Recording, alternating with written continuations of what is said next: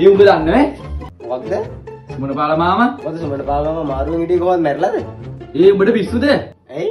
අර හොඳට ඉන්න මිනිස්සු මරවන්නේ ඇයි මැරෙන්නේ නැද්ද? රැට මල ගෙදර යන්න හැදුවේ.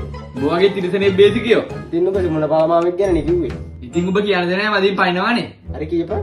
සුමන පාල මාමගේ පවුල ඔයාර සිරිවති මොකක් කළේ? මොන සීරියාවතියෙද්ද උඹ ට්‍රැක්ද ඇයි? ඇයි තමයි සීරියාවති කියන්නේ කවුද සුමන පාලමාව වැදපු එක්කෙනානේ.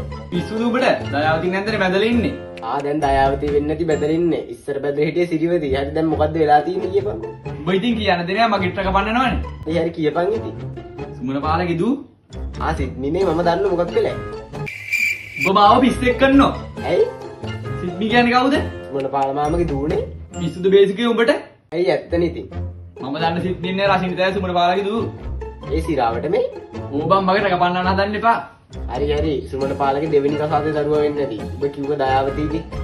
ඔව් දයාවතිගේ වෙන්නේ නැති හරි හරි ඒක වැඩක් නෑ. දැන් මොකද්ද වෙලා තියෙන්නේ කියපන්.